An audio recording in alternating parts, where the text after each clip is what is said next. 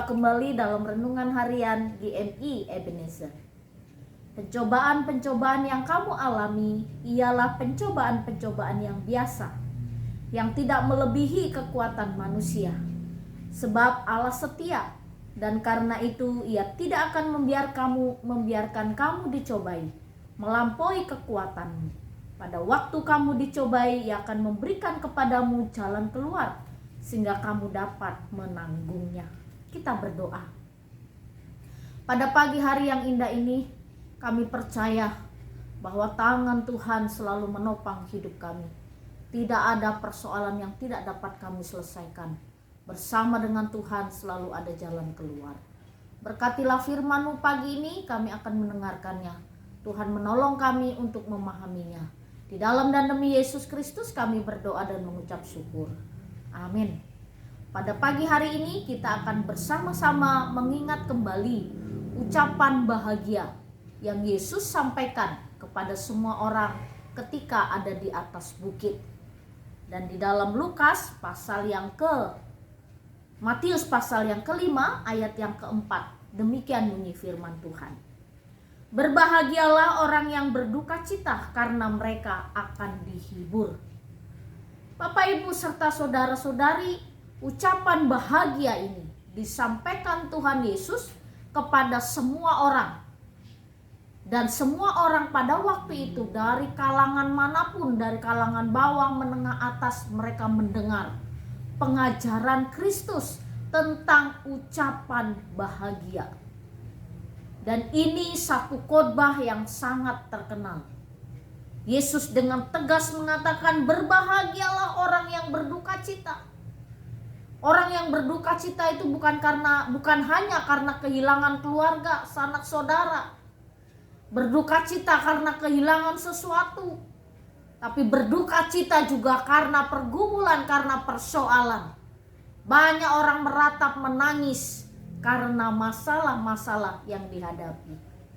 Lalu Yesus katakan, berbahagialah orang yang berduka cita karena mereka akan dihibur. Mengapa Yesus katakan hal yang demikian? Karena Tuhan mengasihi semua orang. Dan manusia yang diciptakan Tuhan, kita diciptakan Tuhan begitu sempurna. Allah begitu mengasihi kehidupan kita, sehingga Allah tidak menginginkan sesuatu hal terjadi atas hidup kita.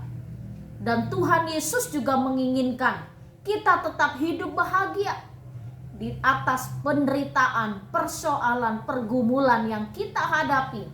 Kita harus tetap bahagia.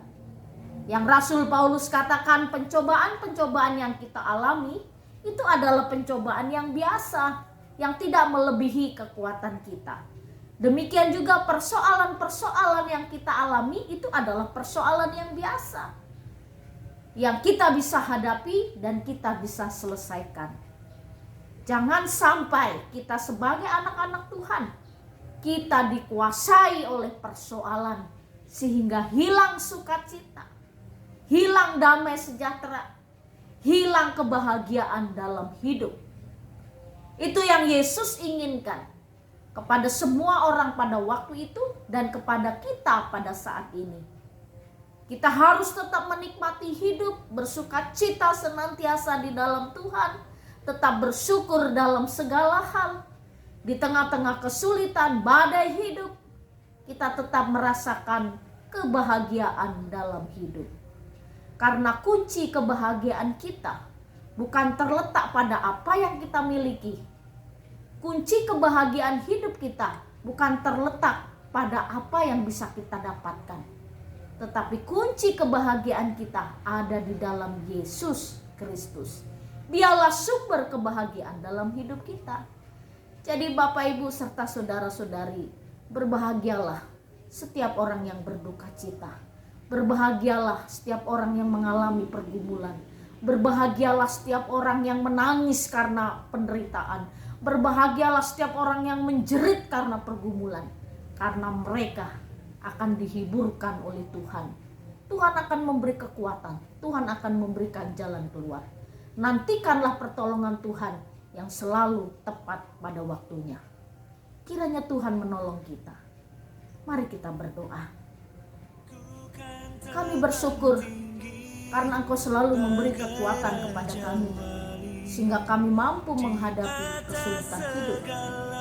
Mampukan kami juga Tuhan untuk tetap hidup bersukacita di dalam Engkau. Dalam nama-Mu kami berdoa dan mengucap syukur. Selamat pagi, Tuhan Yesus memberkati.